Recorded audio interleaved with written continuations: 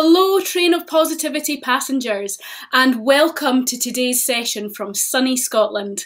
My name is Alice Beveridge, and I am director of an organisation called Tree of Knowledge. Now, for those of you that have never heard of Tree of Knowledge before, we are known as a motivation and engagement organisation based in Fife in Scotland.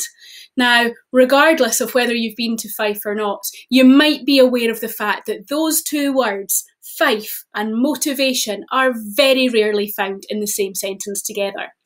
But today, I'm here to bring to you my very unique perspective on how we function, how we flourish, and give you the opportunity to consider what it is that you transmit. And in order to do that, I think it's important that you know a little bit more about me before we get going. I'm originally from a town called Kirriemuir, which is small and sweet and lovely if you visit for an afternoon, but if you grow up there, you very quickly realise there's really nothing going on. So I left as quickly as I possibly could. I moved down to Edinburgh, where I studied psychology as my undergraduate degree. And whenever people find out I'm a psychologist, that's exactly what happens to their faces.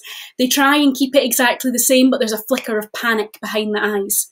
And that's because you've just decided that I am going to try and read your mind. Now, at 18 years old, I genuinely hoped that I was off to learn how to read people's minds.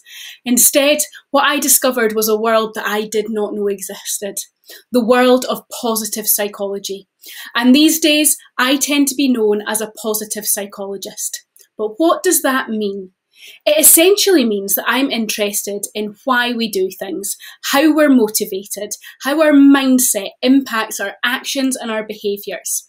And in all of my time working at Tree of Knowledge and a bit of time as a primary school teacher in the classroom, I have discovered that when it comes to generating energy in a room, when it comes to bringing people on a journey with you, whether that's from a leadership point of view, whether that's from a teamwork point of view, what it is that you transmit is absolutely fundamental to what people pick up from you.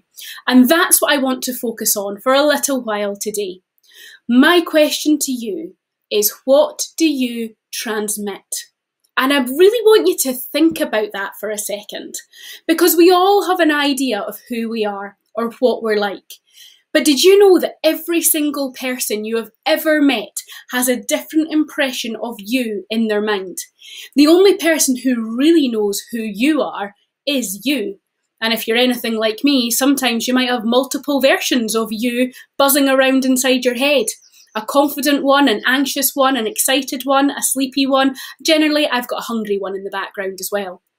But who you are is it's like a fiction almost. It's created in somebody else's mind. And that story, that paradigm, is created based on what it is that you give off in every interaction that you have with them. But there is something that impacts our vibe every single day without us really being aware of it. And often that comes down to how comfortable or uncomfortable we feel in a particular environment. So let's explore this a little bit further. This model here is designed to just illustrate the different zones that we find ourselves in day to day. Many of you will be familiar with the idea of the comfort zone. It's where we feel comfortable. It's where we feel at home or relaxed or chilled out. It's where we tend to be the kind of rawest version of ourselves, the ones that only our truest, sort of nearest and dearest really get to experience.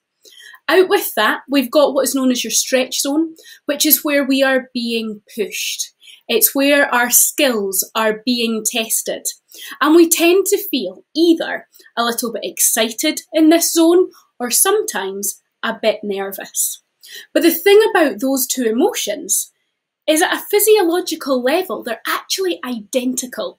If you think about a time in your life when you have felt nervous, when you've had butterflies in your stomach, when you've had sweaty palms, when your legs have been shaking, and then you think about a time when you've been excited, when you had butterflies in your tummy, your hands have been sweating, your legs have been wiggling, fundamentally, physiologically, the experience is almost identical. The only thing that changes is what's going on in here. how we feel, how we interpret it. Imagine standing waiting for a roller coaster car to roll up and get on it. Now, for me, that would have me on cloud nine. I'd be buzzing. I love a roller coaster. Total adrenaline junkie. In fact, the last time I was on a roller coaster, I dragged my good friend Lindsay along with me. Now, I'm going to put it out there that Lindsay's not such a fan of a roller coaster as I am. And as a result, despite being in the exact same environment, we had two very different experiences. As that car rolled in and I realised that we were going to be really near the front of this roller coaster, I was excited. I was talking even faster than I am right now. I was bouncing up and down, my arms were going, my hands were going, I was ready. I couldn't wait. Lindsay was also talking quite quickly, but there was a slightly different tone in her voice. She was jumping about, she was a bit jittery. She thought she might even wet herself. We got on, we pulled our sort of security belt things on, and we were ready to go. And in that moment, as we whooshed off down the first big ramp, there was this scream, just penetrated the entire amusement park. Now, you would think it would be my scream of absolute joy and pleasure in this moment, but no, it was Lindsay's scream of absolute terror. When we got off, she punched me, I mean physically punched me in the arm, told me she would never talk to me again unless I promised to never do that to her ever again. Whereas for me, I'd just had the absolute ride of my life, had such a good time. The environment was exactly the same, but psychologically, I was in my stretch zone. I was living the dream. She was way out in her panic zone. She was terrified. And this is the thing, the environment that I'm in and the environment that you're in can be exactly the same. But what we transmit in that moment can be completely different. It can be poles apart. And often that can be despite of the level of skill that we have, or the level of knowledge, or the level of understanding. In fact, let me give you another example. And for this, I would need to introduce you to my daughter, Aria. But she's not here just now because she's annoying and I told her to go away and she kept throwing her face in here. But I want you to imagine my daughter, Aria. She's now 7 years old and she's wonderful most of the time. And I have to say that because I'm her mum. I love her dearly, but my goodness, she can drive me crazy.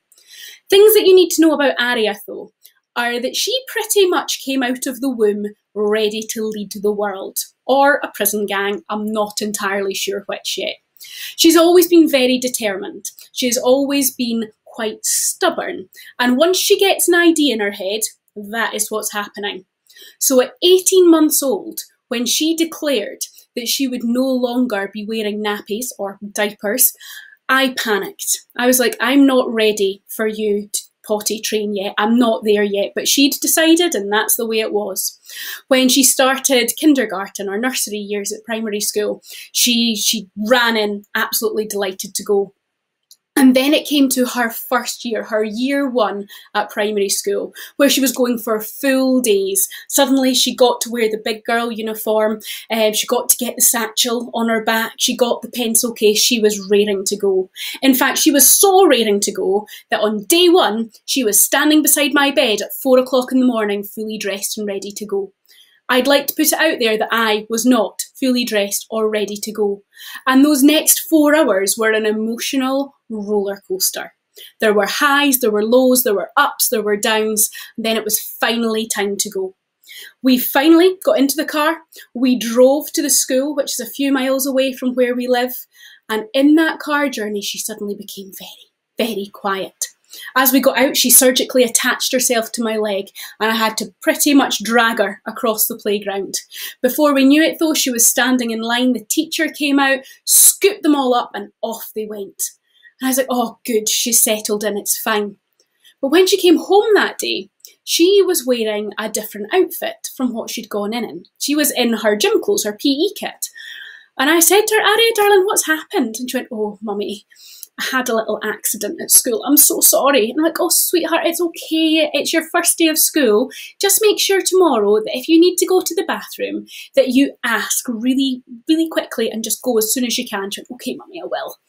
The next day, she came home in a change of clothes. I was like, Aria, darling, what is going on? The third day she came home and I was like, honey, what is it? She went, Mummy, I'm so sorry. And then my neighbour's son, Oliver, chipped in and went, oh, it's not her fault. And I said, what do you mean it's not her fault?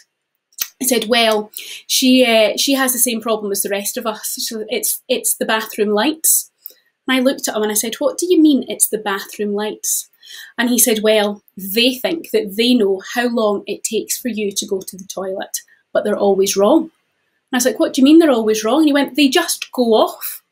And I had this moment of realisation, because I think it's happened to us all, where we've gone to the bathroom and it's got those motion sensor lights and you've been sitting there for just a little bit too long and you get plunged into darkness. Now, as an adult, what we do is the toilet dance, something that looks a bit like this. My tiny little 5-year-old daughter at the time wasn't big enough to make the lights go on. So in that moment, something that she was perfectly comfortable doing, a skill that she had nailed when she was 18 months old, suddenly she'd been thrown out into her panic zone. She just didn't know how to do it. And it got me thinking, as adults, we have skills, we have abilities, we are able to do all sorts of weird and wonderful things, given the right conditions. And when it comes to what it is that we transmit, what our vibe is, that environment has a huge impact. So I dare you, the next time you feel yourself being pushed out into that panic zone or pushed a little bit further than you're comfortable with, ask yourself, what is it that I am transmitting right now? Is it an air of confidence? Is it an air of readiness? Is it one of fear? Because once you get in control of what you transmit, the world is at your feet. And when it comes to it, I wish you all the luck in the world. Enjoy the rest of the summit and have a wonderful day from Scotland. Bye just now. Thank you for joining us for the 2021 Train of Positivity Virtual Summit. If you have enjoyed this positive message, please feel free to like, comment, and subscribe. If sharing, please don't forget to use the hashtag Train of Positivity. Continue to have a great day, and thanks again for tuning in.